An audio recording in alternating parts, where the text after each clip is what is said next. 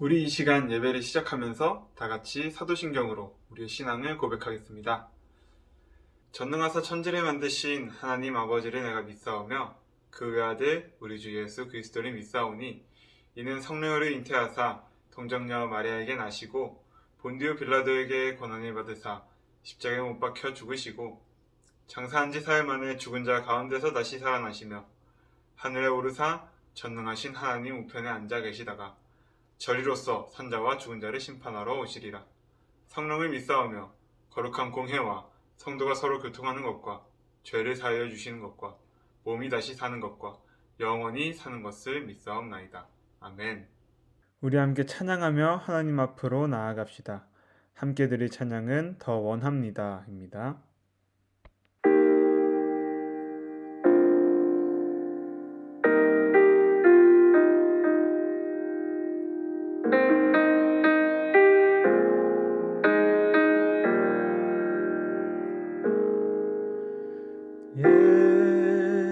예수 사랑합니다.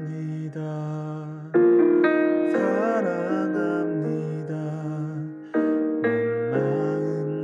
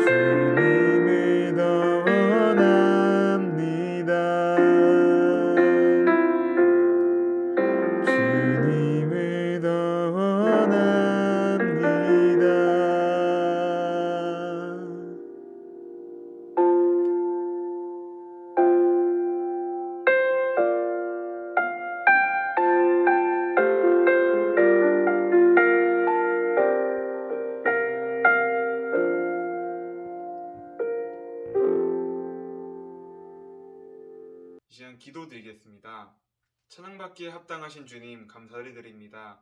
항상 우리의 발걸음에 등불이 되어주시고 모든 어두움을 밝게 비춰주시는 빛 대신 주님으로 인하여 오늘도 하나님 앞으로 나와왔습니다. 우리의 모든 두려움과 불안은 하나님의 말씀 앞에서 사라지게 하시고 하나님이 주시는 평안을 우리에게 선물해 주세요. 주님의 십자가 사랑 아래에서 주님을 찬양하고 기뻐할 수 있는 힘을 부어주세요. 주님의 사랑만을 의지하게 소망합니다. 주님의 신실하신 동행하심을 기대합니다. 감사를 드리며 예수 그리스도의 이름으로 기도합니다. 아멘. 우리 오늘 함께 볼 하나님의 말씀은 사도행전 9장 1절에서 9절 말씀입니다. 우리 함께 읽어볼까요? 사울이 주의 제자들에 대하여 여전히 위협과 살기가 등등하여 대제사장에게 가서 다메섹 여러 회당에 가져갈 공문을 청하니 이는 만일 그 도를 따르는 사람을 만나면 남녀를 막론하고 결박하여 예루살렘으로 잡아오려 함이라. 사울이 길을 가다가 다메섹에 가까이 이르더니 호련히 하늘로부터 빛이 그를 둘러 비추는지라. 땅에 엎드러져 들으매 소리가 있어 이르시되 사울아 사울아 네가 어찌하여 나를 박해하느냐 하시거늘 대답하되 주여 누구시니이까 이르시되 나는 네가 박해하는 예수라. 너는 일어나 시내로 들어가라. 내가 행할 것을 내게 이를 자가 있느니라 하시니 같이 가던 사람들은 소리만 듣고 아무도 보지 못하여 말을 못하고 서 있더라. 사울이 땅에서 일어나 눈은 떴으나 아무것도 보지 못하고 사람의 손에 끌려 다메섹으로 들어가서 사흘 동안 보지 못하고 먹지도 마시지도 아니하니라. 아멘. 지금은 광고 시간입니다. 첫 번째 광고는 큐티 광고입니다. 우리 친구도 이번 주도 꾸준히 큐티를 열심히 했나요? 전도사님이 청소년 매일 성경 3월 4월호를 배부했습니다. 새로 찾아온 3월에도 큐티를 열심히 하고 또 하나님과 깊은 교제를 하며 하나님과 더욱 친밀해질 수 있는 우리 다음 청소년부 되기를 진심으로 소망합니다. 두 번째 광고입니다. 계속 공지했듯이 성경 큐티 골든벨이 3월 말에 있을 예정입니다. 모든 골든벨 문제의 범위는 마태복음, 우리가 꾸준히 해왔던 큐티 본문에서 나올 것이니까요. 우리 열심히 큐티하면서 골든벨도 함께 준비해봅시다. 여러분들이 하나님의 말씀과 더욱 친밀해지는 시간을 가질 수 있기를 진심으로 소망합니다. 이상으로 광고 말씀을 마치겠습니다. 자, 그럼 우리 하나님의 말씀을 함께 나누어 볼까요? 오늘도 인터넷 예배로 함께하는 우리 다음 청소년부 친구들을 진심으로 환영하고 축복합니다. 여러분, 하나님께서 부르시는 사람은 과연 어떤 사람들일까요? 하나님께서 사용하시는 사람은 어떤 종류의 사람들일까요? 성경에는 하나님께서 사용하신 사람들에 대한 이야기가 많이 나옵니다. 성경에는 하나님께서 사용하신 사람들에 대한 이야기가 많이 나옵니다. 하나님께서는 정말 전지전능하신 분이시고 우리가 없어도 모든 일을 이루실 수 있는 분이시지만 그분은 직접 독단적으로 세계를 움직이시기보다 하나님의 사람들을 부르셔서 함께 동행하시고 그들에게 하나님의 일하심을 보여주고 또 하나님의 일을 이루셨습니다. 그 이유는 순전히 하나님의 우리를 향한 사랑 때문입니다. 우리가 무슨 대단한 존재이기 때문이 아닙니다. 하나님께서 그 크신 사랑을 우리와 함께 나누시길 원하시기 때문에 우리를 부르시는 것입니다. 이런 맥락에서 오늘은 여러분들과 함께 하나님의 부르심에 순종하고 많은 쓰임을 받은 인물 중 하나인 사도 바울에 대해서 알아보는 시간을 가지려고 합니다. 과연 사도 바울은 어떤 사람이었길래 하나님의 큰 소명을 받게 되었고 하나님 나라를 위한 또 큰 일에 쓰임을 받게 된 것일까요? 여러분, 사도 바울이라는 이름을 들어본 적 있나요? 이번 주부터 여러분들과 앞으로 나눌 내용들은 바로 이 사도 바울에 대한 이야기 혹은 이 사도 바울이 쓴 편지에 대한 이야기인데요. 그런 이야기들을 나누기 전에 이번 주에는 먼저 사도 바울이 어떤 사람이고 또 어떤 배경에 있는 사람인지에 대해서 여러분들에게 알려주려고 합니다. 사도 바울은 교회 역사상 결코 빼놓고 말할 수 없는 인물입니다. 우리가 진리로 믿고 있는 바로 이 성경 중에서도 특히 이 신약 성경의 27권 중 16권에 해당하는 책과 편지를 기록했기 때문입니다. 그냥 그런 유명한 책이나 자기 개발서 같은 것이 아니라 우리가 하나님의 말씀으로 따르는 성경, 무려 이 진리의 말씀인 성경을 한두 권도 아니고 16권을 기록한 사람이 바로 사도 바울입니다. 그것만으로도 이미 대단한 사람인 것 같죠? 게다가 그가 쓴 책과 서신은 여전히 수많은 성도들의 사랑을 받고 있으며 신학적으로도 큰 가치를 가지고 있는 글들이라고 할 수 있을 정도로 지금까지도 많이 연구되고 있습니다. 게다가 사도 바울은 책만 쓰는 공부벌레가 아니라 직접 수많은 나라와 도시를 누비며 현장에서도 하나님의 이름과 복음을 전파하는 사명을 감당한 아주 훌륭한 인물이었습니다. 그는 주님이 부르시는 곳이라면 어디든 달려갔으며 어떤 고통과 고난이 따르는 길이더라도 불평 하나 없이 하나님의 길을 따르는 사람이었습니다. 그렇습니다. 그는 존경받을 만한 이유가 충분한 인물입니다. 하지만 그렇게 대단해 보이는 인물이 사도 바울도 사실은 처음부터 하나님의 사명을 따르고 순종하는 신실한 종은 아니었습니다. 오히려 바울은 원래 예수를 믿는 사람들, 기독교를 믿는 사람들을 완전히 박해하고 위협하고 또 공격했습니다. 그냥 괴롭힌 수준이 아니라 예수님을 믿는 사람들을 실제로 죽였고 초대교회를 잔멸했다, 완전히 파괴해버렸다라고 표현할 정도로 성경은 이 사도 바울의 장면들을 잔인하게 설명하고 있습니다. 왜 이토록 사울은, 여기서 사울이란 바울이 회심하기 전 예수님을 만나기 전의 이름입니다. 그 사울은 왜 그토록 교회를 미워했을까요? 아니, 싫으면 무시해버리면 그만이지 왜 그들을 잡아다가 박해까지 했단 말인가요? 그 이유를 알려면 사울이라는 사람의 배경과 또 환경을 먼저 알아야 할 것입니다. 사울은 길리기아 다소 출신의 사람이었는데요.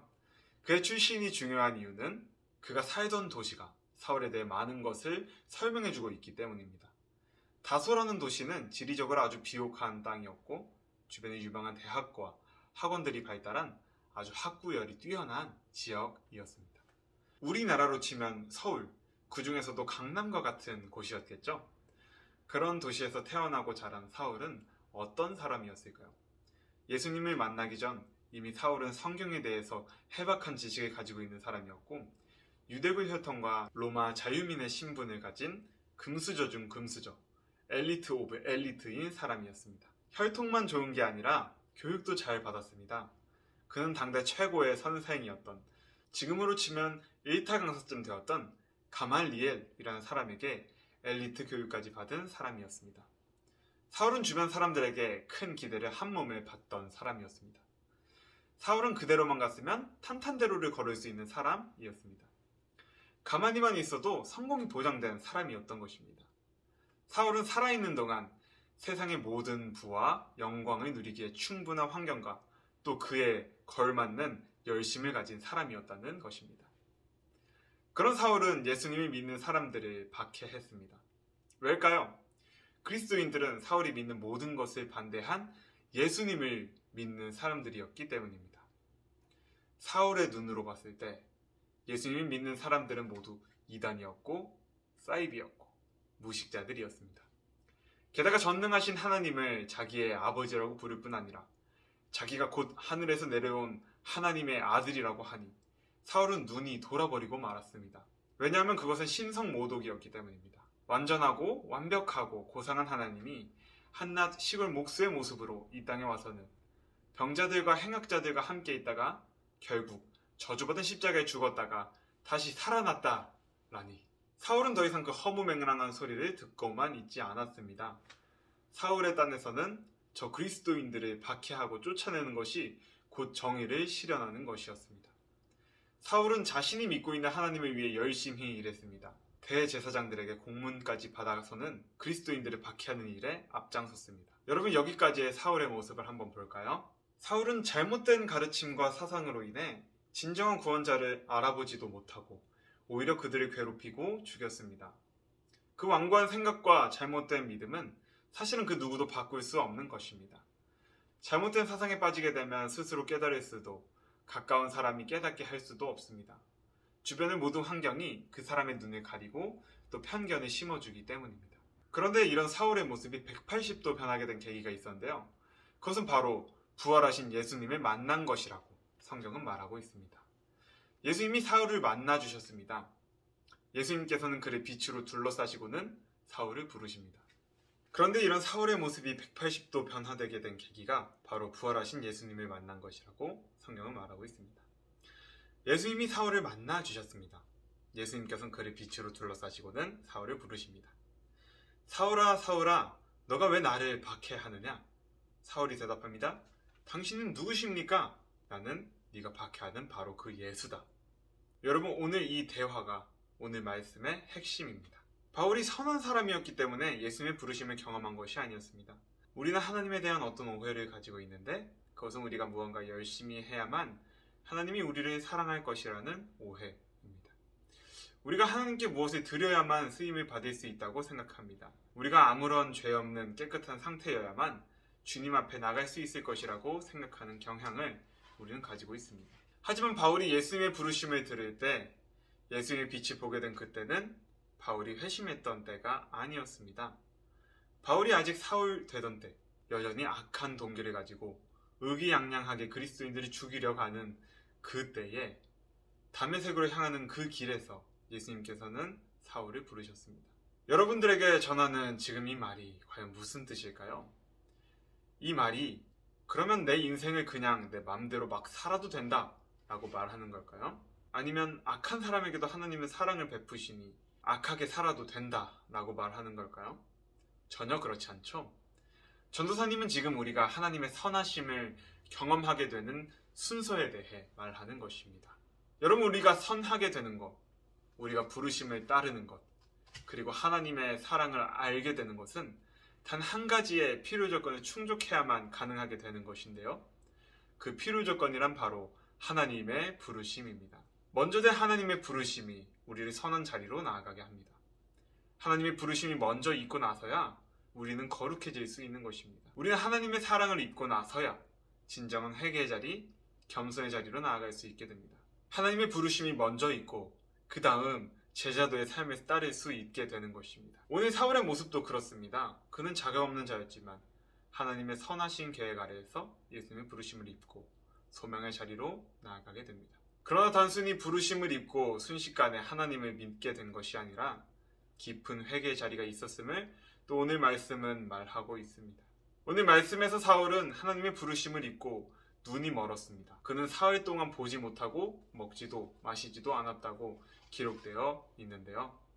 이 말은 결국 사울이 죽음을 경험했다라는 뜻입니다. 그 조용한 죽음의 시간 동안 그는 하나님 앞에서 자기 자신을 죽였습니다. 여태까지 오해하고 있었던 하나님에 대한 지식, 썩어빠진 유대교 전통의 가르침, 자신이 자부하던 신학과 재능을 모두 내려놓았습니다. 바울은 자신의 비참한 모습을 깨닫는 시간을 가진 것입니다. 그리고 진심으로 하나님 앞에서 회개하고 하나님의 부르심의 소명에 대하여 순종하게 되는 그 시간들을 가지게 된 것입니다. 여러분, 바울에게 임한 하나님의 부르심이 지금 우리에게도 임하기를 소망합니다. 우리의 무지, 우리의 부족함, 자기의 능력과 자기의 의만을 의지하는 우리의 교만함을 하나님 앞에 내려놓을 수 있으면 좋겠습니다. 이 모든 것들을 가능하게 하는 것은 단 하나입니다. 하나님이 바울을 부르셨던 것과 같이 오늘을 살아가는 우리도 동일하게 부르고 계신다라는 사실입니다. 오늘 이 말씀을 듣고 있는 여러분들이 이 귀중한 부르심을 간절히 사모할 수 있기를 소망합니다. 우리 함께 기도할까요? 하나님, 감사합니다. 오늘도 귀한 부르심을 우리에게 먼저 허락하시고 하나님을 더욱 사랑할 수 있는 시간을 부어주심에 감사를 드립니다. 우리는 정말이지 우리 자신의 힘으로 우리 스스로를 선하고 거룩하게 만들 수 없는 존재임을 하나님 앞에서 고백합니다. 나를 진정한 회개에게 바른 생명과 소망의 길로 이끄시는 분은 오직 하나님이시오니 하나님의 부르심에 의지하며 하나님을 더욱 깊이 만날 수 있도록 도와주세요. 우리의 자기의나 우리의 능력을 의지하려고 하는 모든 교만을 제거해주세요. 성령의 부르심을 간절히 기다립니다. 이 시간 하나님께 우리의 마음을 열어드립니다. 우리를 속히 만나 주시옵소서. 우리를 지키시고 보호하시는 예수 그리스도의 이름으로 기도드립니다. 아멘. 이 시간 우리 주기도문으로 오늘의 예배를 마치겠습니다. 하늘에 계신 우리 아버지여, 이름이 거룩히 여김을 받으시오며 나라가 임하옵시며 뜻이 하늘에서 이루어진 것 같이 땅에서도 이루어지이다. 오늘날 우리에게 일용할 양식을 주옵시고 우리가 우리에게 죄 지은 자를 사하여 준 것 같이 우리의 죄를 사하여 주옵시고 우리를 시험에 들게 하지 마옵시고 다만 악에서 구하옵소서. 대개 나라와 권세와 영광이 아버지께 영원히 있사옵나이다. 아멘.